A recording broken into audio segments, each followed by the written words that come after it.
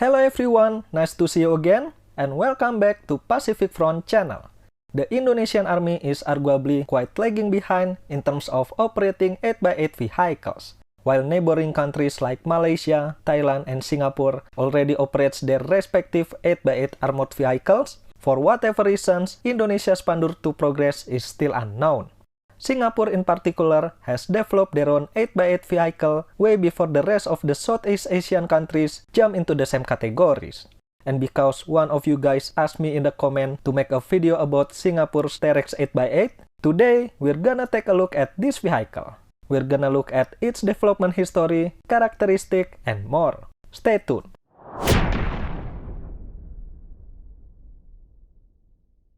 Terrex AV-81 Infantry Carrier Vehicle or ICV is a new class of network-centric, highly mobile, and highly survivable 8x8 wheeled vehicle. Safe to say it's an ideal wheeled armored vehicle of the 21st century, because the platform offers great flexibility in adopting any protection solution, weapon configuration, and vehicle customization. The vehicle can be configured to carry RCWS armed with 50 cal heavy machine gun, a coaxial 7.62 machine gun, and 40mm grenade launchers with airburst munition system, or a 30mm cannon. An integrated all-round camera provides excellent situational awareness around the vehicle, and enhanced close-hedge driving capability in day and night conditions. The platform has a digital architecture that allows technology insertion such as vehicle navigation system, battlefield management system, power and control management, and state-of-the-art data and communication system. Furthermore, its standard features includes automatic traction control, power steering on 4 wheels at front, central tire inflation system or CTIS, anti-lock braking system, NBC protection, and amphibious capability. The survivability of the crew is also increased because the Terrex has a V-shaped hull that can deflect mine blast explosion outwards of the vehicle. The vehicle was developed to meet the requirement of a new generation armored personnel carrier for the Singapore Armed Forces. ST Kinetics, a subsidiary of ST Engineering, in collaboration with Timoni Technology, was chosen to design and manufacture the vehicle. In DSEI 2001 in London, the first prototype of the vehicle was shown for the first time. By 2004, one prototype and one pre-production model were built and evaluated in Asia and Europe. And 2 years later, the production began. Singapore Armed Forces placed an initial order for at least 135 Terrex ICVs to equip 3 infantry battalions, with all active infantry and guards battalion began training with the vehicle in 2010. Later in 2012, the Singapore Infantry Regiment acquired the Terrex as part of their shift into a motorized battalion. The Terrex journey didn't stop there. In 2005, Turkish defense company Otokar licensed the design for the Turkish military. The Yavuz AV-82, as they call it, is equipped with a more advanced driveline, hydropneumatic suspension system, and a flat underbelly instead of a V-shaped hull. But unfortunately, it received no production order.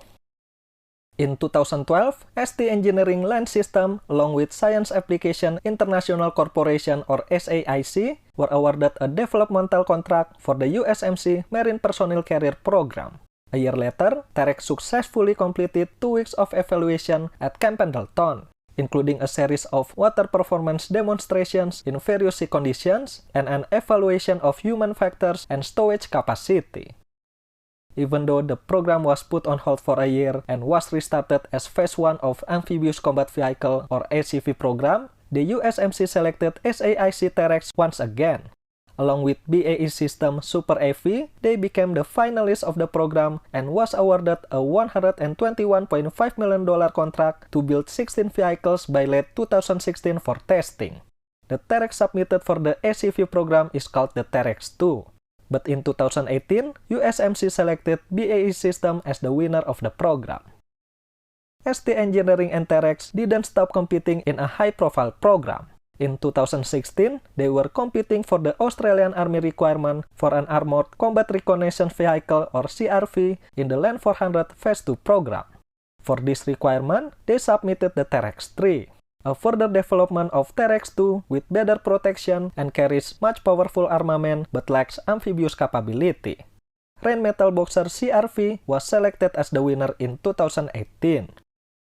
After the experience they gain from developing the Terrex 2 and 3, we might think the Singapore Armed Forces are gonna upgrade their existing Terrex 1 into one of these versions. But when I asked my Singaporean friend about it months ago, he said they still don't have plans about that yet. So as for right now, Terrex 1 is the only version which is in production and in service.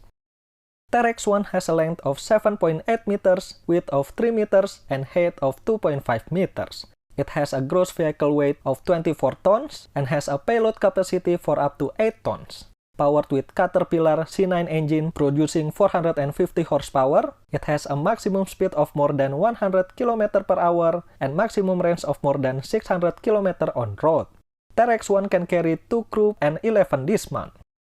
Its mobility is also quite impressive. It can climb up a 60% gradient, move at 30% side slope, traverse a 0.7 meter obstacle, cross a 2 meter trench, and has fording ability for up to 1.8 meters.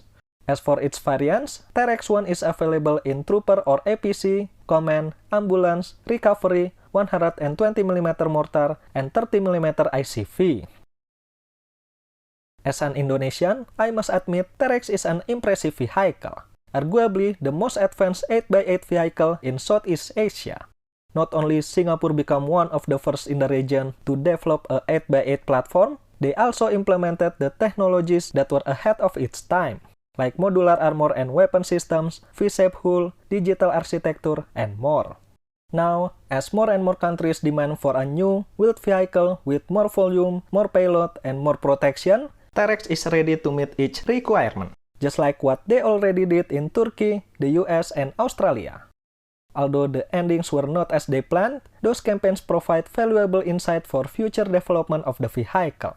Moreover, becoming one of the finalists of the USMC ACV program and awarded $121.5 million to build 16 vehicles is still an impressive achievement if you ask me. That was free development funding. Operationally, Terrex is perfectly fit for Singapore's urban warfare environment, where battle will happen in the roads and between buildings. Lastly, its swimming ability will come in handy when the bridges are being destroyed or the roads are blocked, and the only way to reach the other side of the island is by the sea. I hope the Indonesian Army Pandur II, or Cobra as we call it, will include similar standard features like Terrex have, whenever its production phase is started. There you have it, a little bit of insight into Singapore's Terrex AV-81 family vehicle. What do you think about this vehicle? Share with us in the comment section below.